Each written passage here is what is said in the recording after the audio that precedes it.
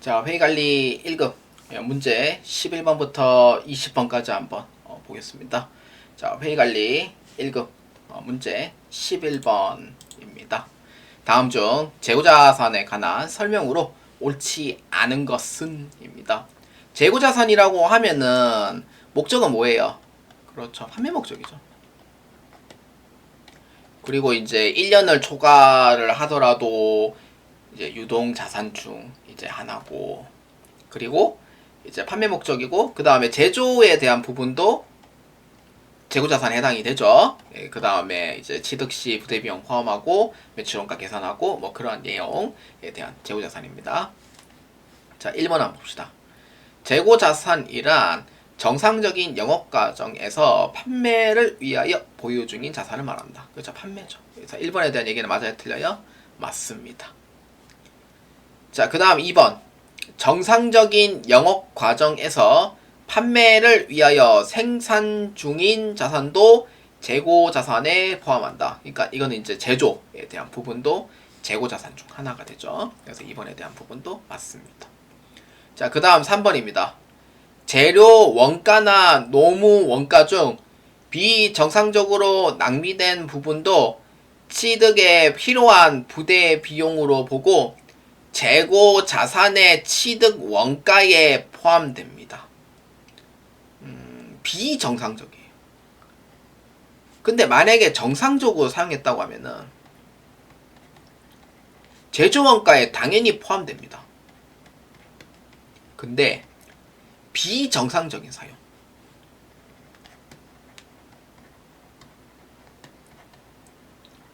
과연 이거를 제조 원가에 포함을 시켜야 돼요? 안 시켜야 돼요? 제조 원가 포함시키면 안 되죠, 당연히. 뭐예요?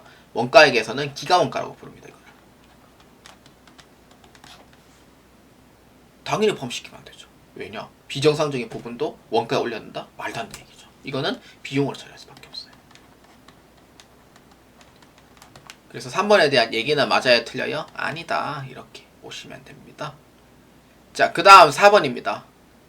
재고 자산을 현재 장소에 현재 상태로 이르게 하는데 발생한 기타 원가도 취득에 필요한 부대 비용으로 보고 재고 자산의 취득 원가에 포함한다. 뭐 대표적인 예가 뭐예요?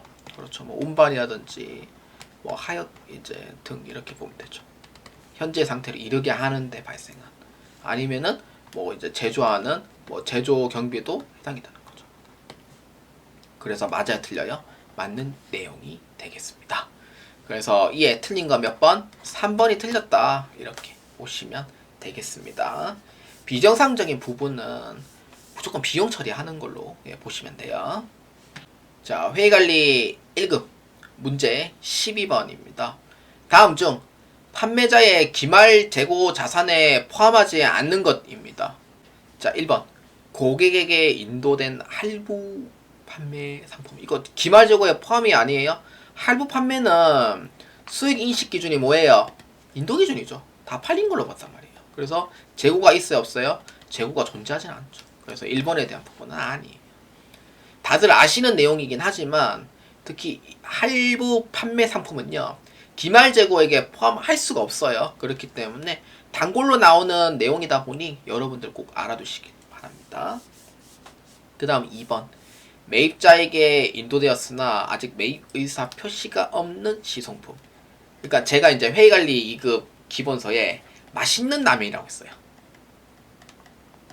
아, 이거는 저기 모 브랜드 그 저기 광고 아닙니다. 예, 맛있는 라면이라고 제가 적어놨는데, 맛있는 라면 한번 시식해보세요 라고 했는데 10월 31일자에 물어봤어요. 사실 거예요? 오, 괜찮은데요? 네, 구매하겠습니다. 이거는 수익인 거예요, 이 시점에서. 근데 연락 두절되거나 제 스타일 아닌데요, 맛 없는데요, 이러면은 이거는 이제 기말 재고인 거예요. 사겠다는 의사 표현이 없는 거잖아요. 그렇기 때문에 12월 말자에 이제 시식을 해봤는데 맛없어요, 별로예요, 이렇게 이제 얘기를 하는 거는 기말 재고예요. 괜찮은데요? 내가 구매하겠습니다 라고 하면은 이제 그때부터 이제 수익이 되는 거예요. 그렇기 때문에 2번에 대한 얘기는 맞아요, 틀려요? 맞는 얘기가 됩니다. 3번 목적지 인도 조건에 판매된 운송 중인 상품. 목적지 인도 조건이라고 이제 나오는 시험 문제가 있고 교재마다 조금 다르긴 한데 도착지 인도 조건이라고 적는 교재가 있고요. 제 것도 똑같이 적어놨고 그 다음에 목적지 인도 조건 이거는 둘 다 같은 내용이에요. 그래서 판매자가 기말 재고에게 포함하는 목적지 인도 조건이죠. 그래서 맞습니다. 4번 수탁자에게 점유하고 있는 위탁자의 족선포. 그러니까 위탁자의 기말 재고 자산으로 포함시켜야 돼요. 왜냐면은 수탁자는 대신 판매해주는 사람이고 실소유자는 위탁자이기 때문에 위탁자 재고에 포함을 시켜줘야 되는 거예요. 수탁자는 그걸 경유를 해서 대신 판매해주는 루트가 되는 거지 MD거든요. 말 그대로 우리는 이제 유통업을 하다 보니까 MD라고 불러요. MD를 통해서 판매를 한다 이렇게 얘기를 하거든요. 그래서 이렇게 해가지고 산 건 아니잖아요. 솔직히 말해서 쿠팡인 경우에는 물건을 사요. 물건을 사서 직접 판매하기 때문에 이거는 위탁 재고가 아니에요. 쿠팡에서 직접 산 거는 노케 프레시 같은 거는 아니에요. 근데 노케 프레시가 아닌 거는 MD를 통해서 판매하기 때문에 루트 자체가 그냥 위탁 판매 위주고 그래서 위탁 판매는 내가 구입한 게 아니기 때문에 원소유자는 누구? 위탁자가 되는 거예요. 그래서 위탁자 재고자산에 포함을 하는 거예요. 그래서 4번에 대한 얘기는 만대기가 돼요. 그래서 얘 옳지 않은 건 몇 번? 1번으로 체크해 주시면 되겠습니다. 자, 회의관리 1급 문제 13번입니다. 다음은 주식회사 3일의 재고자산에 관한 자료입니다. 선출법에 의하여 재고자산을 평가하는 경우 1월 말 재고자산 금액을 계산하면 얼마인가? 입니다. 단 월말 시점에 장부상 재고 수량과 실제 재고 수량은 일치하고 있다. 이렇게 보면 돼요. 이거를 왜 정리하면은 월말 시점에 시사법 했을 때 그러니까 이게 이제 감모 손실을 또 이제 또 상상력을 발휘해가지고 또 이렇게 애가 이거 아닌데요 이러면서 막 이의제기 들어오잖아요. 그래서 이러한 상상력을 발휘하지 않기 위해서 가로 표시를 적어놓는 거예요. 그러니까 실제 수량과 장부상 수량은 일치하니까 그거에 대해서 재고자산 감모 손실도 언급하지 마라 라는 의미를 두고 있는 거예요. 온갖 이의제기 같은 거 이제 말도 안 되는 거 이제 많이 들어오니까 이제 적어놓는 거죠. 자 볼까요? 선출법입니다. 선출법의 특징은 뭐예요? 먼저 입고된 게 먼저 나가는 방식이잖아요. 그래서 순서를 적어놔요. 출고 순서. 호의선출법은 밑에서부터 위로 올라가잖아요. 선출법은 위에서부터 밑으로 내려가는 방식입니다. 그렇기 때문에 월초재고 1번, 매입 2번, 1억 25일 매입 3번 이렇게 보면 돼요. 월초재고는 100개, 매입은 150개, 200개가 나가요. 그러면은 1번에 있는 부분이 몇 개 나가요? 200개 중에 100개 다 내보내는 거죠. 그 다음에 2번에 해당하는 부분은 몇 개 나가요? 150개 중에 100개 나가는 거죠. 자, 그 매출원가는 얼마가 돼요? 20원이니까 2,000원이 되는 거고 100개는 얼마? 22원이니까 얼마? 2,200원이 되는 거죠. 그래서 몇 개 나와요? 그렇죠. 50개가 남는 거죠. 50개에 22원 하면은 1,100원 아마 될 거예요. 1,100원 맞네. 예, 이렇게 되는 거죠. 그래서 남은 잔액은 얼마? 1,100원 남더라 이렇게. 어렵지 않죠. 그러니까 순서만 알면은 선의선출법은 어렵진 않아요. 그러니까 순서만 알면은. 근데 왜 이걸 어려워하냐? 순서를 몰라서 많이 틀리거든요. 그래서 많이 어려워하는데 순서만 알면은 어렵진 않아요. 할 수 있단 말이에요. 그래서 여러분들 포기하지 마시고 꼭 한번 모아주시고요. 자, 그래서 이렇게 된 거고 월말 재고가 130개. 그러면은 몇 권? 2번에 해당하는 부분이 50개가 남으니까 22원 해주면은 1,100원 이렇게 되는 거고 3번은 80개니까 23원이니 1,840원이 되는 거예요. 두 개 합치면 얼마? 2,940원 이렇게 되는 거예요. 그래서 이게 기말 재고액이더라 이렇게 이제 보면 되는 거죠. 그래서 매출원가는 4,200원이에요. 그래서 기말 재고액은 얼마? 2,940원이 되는 겁니다. 그래서 이에 해당하는 전답 몇 번? 1번으로 체크해 주시면 되겠습니다. 자, 회의관리 1급 문제 14번입니다. 다음 중 재고자산의 수량 결정 방법에 관한 설명으로 옳지 않은 것은 입니다. 수량 결정이라고 하면은 세 가지를 아셔야 돼요. 뭐예요? 그렇죠. 계속기록법. 그 다음에 실질재고조사법. 그 다음에 이 두 가지 동시에 쓰는 건 뭐예요? 혼합법. 이렇게 세 가지입니다. 자, 볼까요? 자, 1번입니다. 재고자산 금액은 수량의 재고자산의 원가를 곱하여 결정된다. 그러니까 수량 곱하기 원가예요. 말 그대로. 판매가 아니에요. 내가 순수 매입한 수량 곱하기 원가를 해서 기말재고액을 결정하는 거고, 그거에 따른 수량을 결정하는 거예요. 1번에 대한 얘기는 맞습니다. 자, 그 다음에 2번입니다.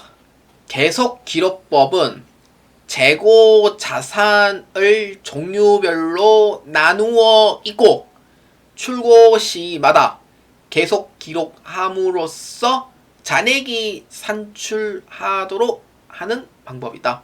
재고 자산을 종류별로 나누어서 이제 입고를 해가 출고 시마다 계속 기록을 하는 거예요. 종류별로 하는 이제 뭐 상품은 상품 따로, 원재료는 원재료 따로, 그 다음에 뭐 제품은 제품 따로 이렇게 하는 거죠. 그래서 잔액이 산출되도록 하는 방법 맞아요? 틀려요? 맞습니다.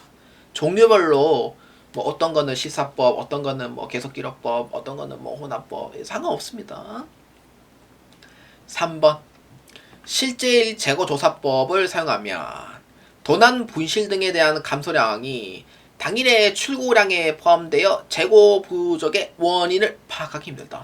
여러분들 이 3번은 꼭 아셔야 돼요. 왜냐? 시사법을 했을 때 저는 이렇게 적거든요. 저는 지금 회의관리 2급 기본서를 지금 무료로 지금 이제 메일로 보내주고 있으니까 지금 한 100건 이상 지금 팔렸거든요. 지금 원래는 5,000원에 받으려고 했는 거를 100건이면은 50만원 내가 수익을 버는 거잖아요. 근데 그냥 취업비용 줄이고자 그냥 무료로 보내고 있습니다. 그렇기 때문에 회의관리 2급 기본서에는 이렇게 적혀 있어요. 저는 실사법은 장점에 대해서는 있냐고 했을 때는 좀 장점 없다고 봅니다. 그러니까 이도저도 아닌 장점. 근데 계속 기록법보다는 당연히 정확한 건 맞는데 장점이라고 보기에는 좀 애매한 장점들이 좀 있어요. 그래서 뭐 그나마 정확하다 이거는 솔직히 이도저도 아닌 그런 상황이니까 좀 장점은 없다고 얘기를 하는 편이고, 단점이라고 보면 뭐냐면은 사실 이 실사가 과연 이 도난이나 분실이나 이러한 부분에 과연 이게 일치를 할까? 라고 했을 때는 나는 일치 안 한다고 보거든요. 이게 치명적인 단점 중에 하나가 이거예요. 그러니까 감모 파악이 안 되는 거죠, 말 그대로.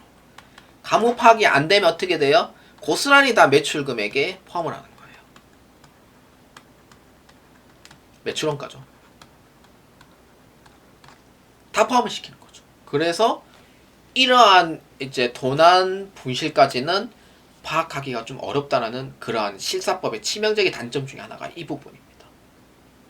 실제로 저도 실사법을 쓰지만 실무자이니까. 근데 어느 게 이제 뭐 파지가 있다든지 그거는 매일매일 체크를 하지만 매일매일 체크 안 하는 상황에 부자재 같은 경우에는 팩이 갑자기 지게차로 인해서 못 쓰게 된다든지 잘못 넣어가지고 그 다음에 아이스박스는 이제 이동하는데 깨져버렸다. 근데 살려보니까 뚜껑도 따로고 그 다음에 저기 박스 따로거든요. 그래서 뚜껑만 계산했을 때는 1200개였는데 박스만 보니까 1140개인 거예요. 뭐예요? 중간에 깨졌다는 것까지는 파악이 불가하다는 거죠. 자, 그래서 이러한 부분에 도난 분실까지 일치하는 데에서는 조금 단점이 있다 이렇게 보는 거예요. 그러니까 누가 이제 하냐에 따라 다른 거죠. 그래서 3번에 대한 얘기는 맞는 거예요. 그래서 3번 꼭 잘 기억해 주시고요. 4번 계속기록법과 실사법 중 하나의 방법을 선택해야 하며 두 방법은 병행 적용할 수 없다. 아닙니다. 두 방법 병행 다 가능해요.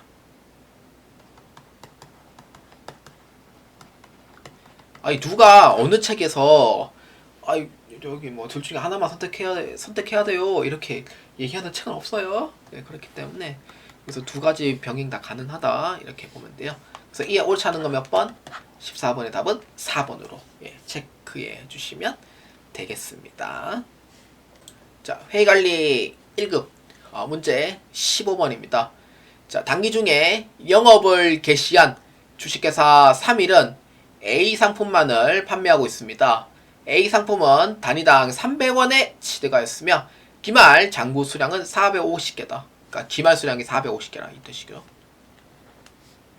또한 A의 기말 재고 실사 수량은 400개고 시가는 270원으로 파악됩니다.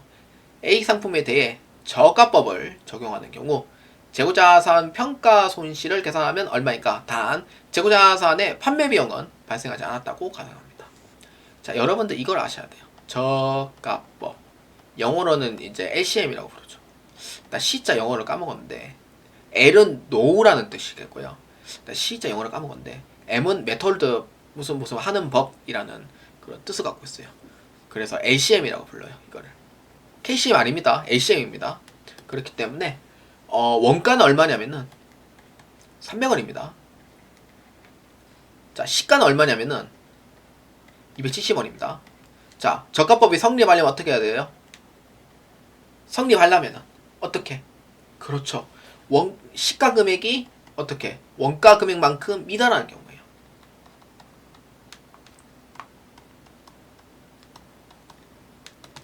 제일 대표적인 예가 뭐냐면은 저가법의 제일 대표적인 예가 핸드폰입니다. 핸드폰. 자, 여러분들 저는 Z 플립을 쓰는데 Z 플립 5 버전이 나왔잖아요. 작년에 재작년에 나왔죠. 작년에 뭐 나왔어요? Z6이 나왔죠. 그러면은 Z 플립 5가 140만 원이었고 재작년에 Z 플립 6이 130만 원에 출시가 돼요. 그러면은 Z 플립 5번은 어떻게 돼요? 금액이 어떻게 돼요? 뚝 내려가는 거죠. 얼마만큼? 뭐 한 80만 원, 70만 원까지 내려가겠죠. 왜냐? 6버전을 찾지 5버전을 잘 안 찾는단 말이에요. 근데 5버전하고 6버전이 제가 리뷰를 봤을 때 Z 플립 6버전이 상당한 기능이 좀 많이 추가됐거든요. 그래서 저도 6버전이 좀 탐나긴 한데 내년에 한번 구입할까 싶습니다. 전 지금 이제 4버전 쓰고 있어가지고 4버전도 나름 이제 만족하면서 쓰고는 있어요. 근데 2년 넘었기 때문에 이제 저도 바꿀 때가 됐죠. 이제. 그래서 이러한 부분에 해당하는 게 이제 저가법이 성립을 하는 내용이 돼요. 그래서 시가가 어떻게 원가 금액만큼 미달하는 경우가 생겨요. 진짜. 그 Z 플립 5버전은 당연히 부품값도 이제 원가 금액만큼 미달할 거고 Z 플립 6은 당연히 시가 금액이 가장 커야 되는 게 최신 거니까 그럴 수밖에 없는 상황이고 그러면은 Z 플립 4버전 어떻게 돼야 돼요? 단종인 거죠. 말 그대로. 부품도 단종이 돼. 뭐 없어. 뭐 이런 이제 상황이 되는 거죠. 그래서 이러한 부분이 이제 저가법에 대한 대표적인 예로 이제 핸드폰 그 기종을 많이 이제 설명을 합니다. 그렇고요. 그래서 어떻게 돼요? 얼마만큼 차이 나요? 그래서 30원이죠. 30원에 곱하기 실제 수량만큼 계산해주면 돼요. 없는 재고를 넣어주시면 안 돼요. 그렇기 때문에 실제 수량만큼 넣어야 되고요. 그래서 몇 개? 400개만큼 넣어주셔야 돼요. 450개 넣으면 안 됩니다. 실제 수량 400개 이렇게 돼요. 얼마? 12,000원 이렇게 됩니다. 그래서 이에 나온 정답 몇 번? 15번의 답은 2번으로 체크해 주시면 되겠습니다. 자, 회의관리 1급 문제 16번입니다. 다음 중 장기 금융 상품에 관한 설명으로 옳지 않은 것입니다. 이게 대표적인 예가 장기성 예금. 이게 가장 대표적인 예로 설명하고 있습니다. 자, 1번입니다. 장기 금융 상품이란 유동 자산에 속하지 아니하는 금융 상품을 말한다. 맞죠? 뭐예요? 비유동 자산이죠. 당연히 장기니까. 장기는 무조건 비유동이에요. 그렇기 때문에 맞아요, 틀려요? 맞는 얘기가 됩니다. 자, 그 다음에 2번 장기 금융 상품 중 만기가 1년 이내에 도래하는 장기 금융 상품은 단기 금융 상품으로 개정 대체하여야 한다. 12월 말일에 대체를 하는 거죠. 장기에서 단기로. 그래서 2번에 대한 부분도 맞습니다. 자, 3번 장기 금융 상품은 실무적으로 개정 면에서는 단기 금융 상품에서 일괄 처리한 후 결산 시점에서 만기가 1년 이상인 금융 상품은 분리하여 장기 금융 상품으로 대처할 수 있다. 그래서 실무적인 면에서는 단기 금융 상품에서 일괄 처리를 해요. 그러니까 그러니까 1년이 넘던 이제 일괄적으로 처리한 후에 이제 결산 시점의 만기가 이제 1년 이상이 될 때는 장기로 바꾸는 거죠. 그러니까 이거 언제냐면 12월 31일자 기준으로 이제 가입 기간이 이제 1년 이상으로 되어 있다라고 하면은 장기로 변경해 주는 거예요. 선생님, 그러면은 처음부터 장기로 하면 되지 않나요? 그것도 맞아요, 사실. 근데 저도 이 부분에 대해서 조금 이해가 안 되는 게, 장기 금융 상품을 했을 때 정기 예금과 정기 적금을 1년을 초과를 하잖아요. 그러면 나 같으면은 처음부터 장기를 넣어요. 무조건. 나 같으면은. 근데 애매한 기간이 있어요. 예를 들어서 15개월이다. 한 14개월짜리다. 이런 부분은 좀 애매하잖아요. 그래서 단기로 이제 일괄적으로 처리하는 경우도 없지 않아 있어요. 그래서 이제 실무적인 면에서는 일단 단기를 넣고 그 다음에 12월 말 잡아서 이게 장기로 될 수도 있으니까 장기로 바꾸는 거죠. 그래서 이러한 부분의 개정 대체를 할 수 있다는 부분은 맞는 얘기가 되는 거예요. 이건 틀린 얘기가 아니에요. 실무자에서는 이런 부분이 있습니다. 그때 있는데 좀 귀찮은 뿐이죠, 사실은. 자, 이렇다 이렇게 보시면 됩니다. 자, 그 다음에 4번입니다. 사용이 제한되어 있는 장기 금융 상품의 경우 만기가 1년 이내에 도래하더라도 단기 금융 상품으로 개정 대체 않는다. 이거 틀렸죠. 왜냐면은 아무리 사용이 제한돼 있어도 그게 이제 1년 이내가 되잖아요. 당연히 단기로 이렇게 이제 전환시키는 거는 사실 변함이 없는 사실인 거예요. 그래서 4번에 대한 부분은 옳지 않다. 이렇게 보면 됩니다. 그래서 이에 해당할 정답 몇 번? 4번으로 체크해 주시면 되겠습니다. 자, 회의관리 1급 문제 17번입니다. 다음 중 유가증권의 분류에 관한 설명으로 옳지 않은 것은? 입니다. 자, 1번입니다. 채무증권은 매도 가능 증권, 단기 매매 증권, 만기 보유 증권으로 분류한다. 맞아요? 틀려요?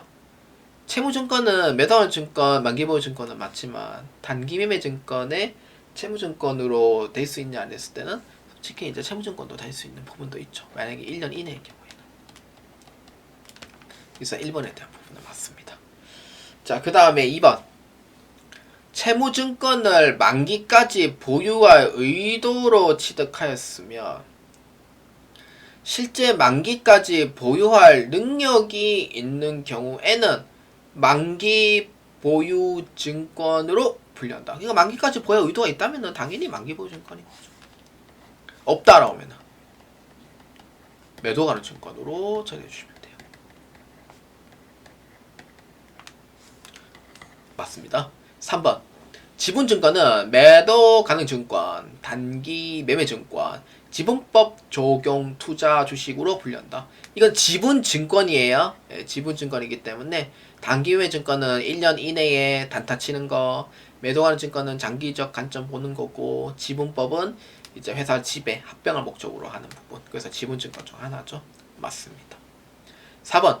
지분증권 중 매도 가능 증권은 재무상태표에서 유동자산으로만 분류한다. 이 부분이 틀렸죠. 뭐예요? 유동자산도 맞고 비유동자산의 부분도 맞아요. 그래서 이렇게 적어줘야지 맞는 표현이 돼요. 그래서 이게 옳지 않은 거 몇 번? 4번으로 체크해 주시면 되겠습니다. 자, 회의관리 1급 문제 18번입니다.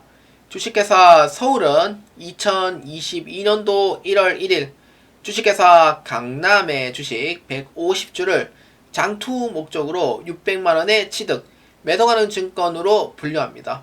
2022년 12월 말자 이 주식의 공정가치는 650만원, 6월 21일 2023년 강남의 주식 150주를 550만원에 모두 처분하였다면 인식할 처분 손익은 얼마인가? 입니다.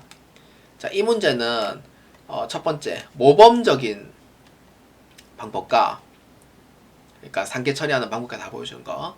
두 번째는 약간 간편적으로, 그러니까 정답만 알고 싶다라는 부분의 두 가지를 설명을 하도록 할게요. 자, 첫 번째는 모범적인 방법을 한번 설명해 볼게요. 뭐냐면은 2022년도 1월 1일에 600만 원에 투자합니다. 그래서 12화 말자가 됐어요. 얼마예요? 그렇죠. 650만 원이죠. 가치가 올랐어요, 내려갔어요? 딱 봐도 올랐죠. 그렇기 때문에 50만 원만큼은 평가이익으로 처리해요. 이건 자본입니다. 자본은 상계 처리 기능이 있죠. 그래서 2023년 6월 말일에 550만 원에 처분합니다. 딱 봐도 손실이죠. 그래서 어떻게 매개 처리하냐? 매도하는 증권은 장부 금액으로 처리해요. 그래서 2022년 12월 말자 금액이 23년도 1월 1일의 기초 금액이 됩니다. 그래서 매도하는 증권 650만 원을 처리합니다.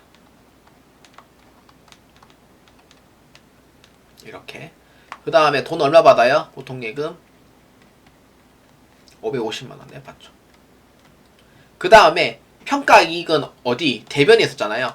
그래서 이거를 이제 처분 시 상계 처리를 다 해줍니다. 그래서 매도하는 증권 평가이익부터 먼저 상계 처리해줘요. 얼마? 50만 원. 그러면 차변에 600, 대변 650이죠. 그래도 50이 모자라요. 그렇기 때문에 나머지는 뭘로? 매도하는 증권 처분 손실로 처리하시면 돼요. 그래서 얼마? 50만 원. 이렇게 처리합니다.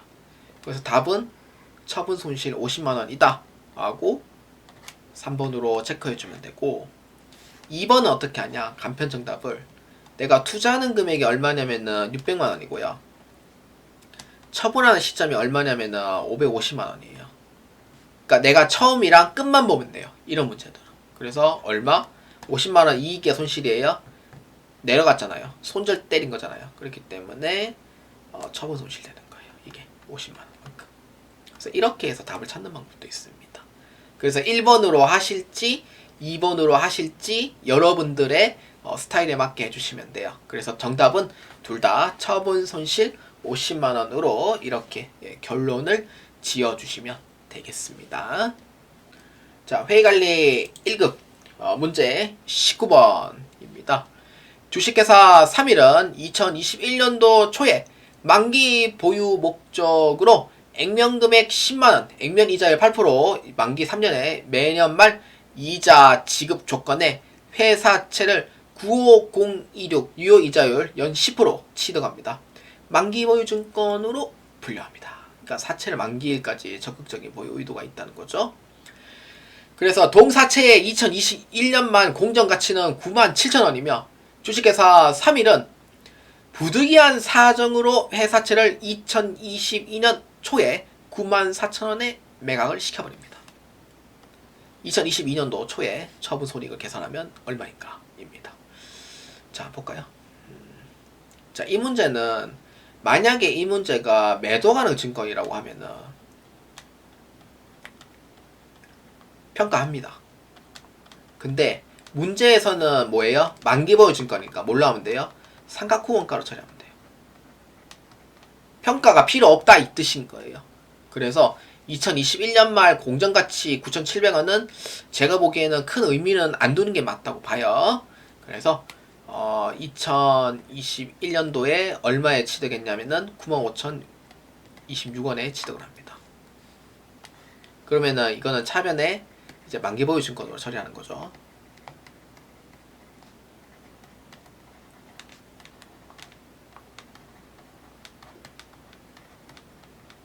이렇게요. 선생님, 현재가치 할인차금 안 나와요? 아, 그렇지. 만기보유 증권은 현재가치 할인차금 안 나와요. 그래서 2021년도 12월 말자가 됐어요. 자, 유효이자율법은 얼마냐면은 10%. 액면이자율은 얼마냐면은 8%입니다. 10만원에 8%. 얼마? 8,000원. 유효이자율 10%는 내가 취득하는 금액의 10%. 95026 곱하기 10%. 얼마냐면은 9503이 되는 거예요. 0.6인데 그냥 반올림 해서 9503을 할게요. 자, 얼마냐면은 1503입니다. 이 금액만큼 이제 상승하는 거죠. 그래서 회계 처리할 때 어떻게 하냐면은 대변에 이자 수익으로 처리해요. 얼마? 유효이자율법이니까 9503. 그 다음 돈 받는 거는 액면이자율만큼 돈 받습니다. 그래서 8,000원만큼 받아요. 그 나머지 1503은 어떻게 하냐? 그 만기보유 증권으로 포함시킵니다. 이렇게. 그러면은 장부 금액이 95026에서 1503만큼 더 추가가 되는 거예요. 얼마? 96529원이 됩니다. 그래서 2022년 1월 1일자 금액은 96529가 돼요. 이렇게 됩니다. 그래서 얼마에 이제 매각했어요? 94,000원에 매각하는 거죠. 솔직히 보통 예금은 얼마냐면은 94,000원에 매각을 한 거죠. 받았죠. 그 나머지 2군 어떻게 돼야 돼요? 그렇죠. 이거는 처분했는데 손실되는 거죠. 그래서 이 금액이 답이 되는 거예요. 그래서 정답 몇 번? 3번으로 체크해 주시면 되겠습니다. 선생님 나머지 금액은 어떻게 돼요? 물어보면은 솔직히 액면 금액이 10만원인데 그럼 사채인 경우에는 이제 나머지 사채 할인 발행 차금 다 상계 처리하고 끝나거든요. 근데 매도하는 증권은 만기보유 증권은 취득 당시 금액으로 계산하다 보니까 사실 뭐 굳이 나머지는 아마 어떻게 하지 않겠어요. 그러니까 저도 그거까지는 저도 책에서 배워본 적이 없어가지고. 자, 회의관리 1급 문제 20번입니다. 지분법 회계 처리에 관한 설명으로 옳지 않은 것입니다. 지분법은 이제 가끔씩 한 번씩 나와요. 가끔요. 그래서 문제 한번 봅시다. 1번. 투자기업이 피투자기업에게 대한 유의적인 영향력을 행사할 수 있는 경우 당의 지분증권은 지분법을 적용하여 평가한다. 맞아요? 틀려요? 맞는 얘기죠. 자, 그 다음에 2번. 유사한 사항에서 발생한 동일한 거래나 사건에 대해서 피투자기업의 회계정책을 투자기업의 회계정책으로 일치하도록 적절히 수정하여 지분법을 적용한다. 그렇죠. 회계정책을 이제 우리도 이제 일치하도록 하는 게 이제 수정을 하는 부분을 좀 있어야 돼요. 왜냐하면 회사를 집에 합병할 목적이라 하면은 솔직히 이제 상대 회사랑 조금 정책을 맞춰서 이제 금액도 수정해야 되고 그런 부분을 맞춰 나가는 게 사실상 맞다고 봅니다. 저도. 그래서 2번은 맞아요. 그 다음 3번. 투자기업이 직접 또는 종속 회사를 통해 간접입니다. 직접 아닙니다. 피투자 기업의 의결권이 있는 주식을 20% 이상을 보유하고 있다면 명백한 반증이 있는 경우는 제외 유의적인 영향력이 있다고 봅니다. 20% 이상이면은 회사를 지배 목적이 돼 있는 거예요. 이거는. 그 다음 4번. 투자기업과 피투자기업의 보고기간 종료일이 다를 경우 반드시 투자기업의 보고기간 종료일 기준으로 작성된 피투자기업의 신뢰성 있는 재무제표를 사용하여 적용해야 한다. 사실 4번은 틀렸죠. 투자기업과 보고기간이 종료일이 다르다라고 했을 때는 반드시 보고기간 종료일 기준으로 작성된 신뢰성 있는 재무제표를 굳이 사용할 필요는 없어요. 보고기간 종료일이 다른 경우에는 그냥 맞춰나가면 돼요. 그냥. 그렇기 때문에 굳이 이거를 재무제표를 싹 다 바꾼다 이런 얘기는 말이 안 되는 얘기죠. 그렇기 때문에 4번에 대한 부분은 아닙니다. 그렇기 때문에 이에 해당하는 정답 몇 번? 4번으로 체크해 주시면 되겠습니다.